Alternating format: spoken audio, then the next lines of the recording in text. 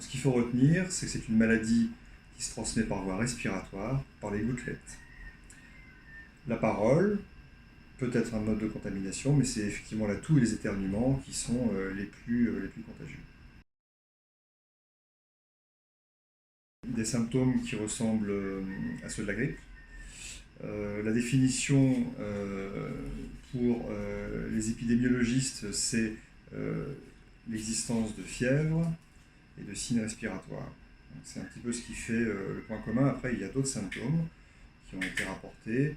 Il peut y avoir des signes ORL, une rhinite, il peut y avoir une toux, un mal de gorge, et aussi des douleurs musculaires, et aussi de la diarrhée, mais c'est plus rare. La durée d'incubation est de 14 jours. Qu'est-ce que c'est que l'incubation?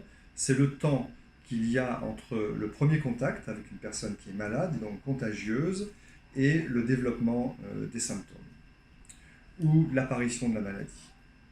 Parce qu'on peut très bien avoir une maladie sans symptômes. C'est un petit peu compliqué.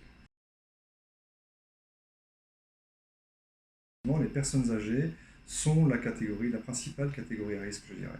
Mais aussi les personnes qui ont ce qu'on appelle des comorbidités, c'est-à-dire qui ont des maladies chroniques. On peut citer les maladies cardiovasculaires, pulmonaires, le diabète, etc.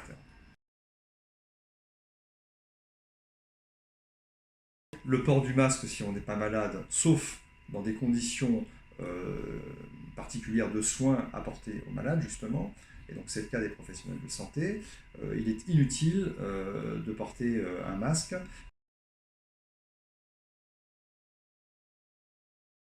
Tousser dans le pli du coude, comme ça a été expliqué, c'est se moucher strictement avec un mouchoir jetable, c'est se laver les mains de façon régulière. Les personnes qui ont voyagé à l'international dans des zones à risque ou qui ont été en contact avec des cas diagnostiqués positifs pour le Covid-19, s'ils présentent des symptômes, c'est-à-dire des signes respiratoires, de la toux, notamment une gêne respiratoire, de la fièvre, doivent non pas aller chez leur orthoté ou directement aux urgences, mais doivent appeler le 15. Les vaccins, c'est compliqué à mettre en place, c'est compliqué à élaborer. Et généralement, on dit qu'il faut 12 à 18 mois pour mettre en place un vaccin, c'est-à-dire du début de la recherche jusqu'à sa mise à disposition des populations. Alors, on doit avoir peur. Ça, c'est difficile de répondre à cette question, ça dépend un petit peu de la sensibilité. On a vu que c'était une maladie quand même qui était, même si les chiffres sont inquiétants, plutôt plus bénigne que les deux précédents coronavirus. Mais par contre, effectivement, il y a un pouvoir de transmission, une contagiosité qui semble supérieure.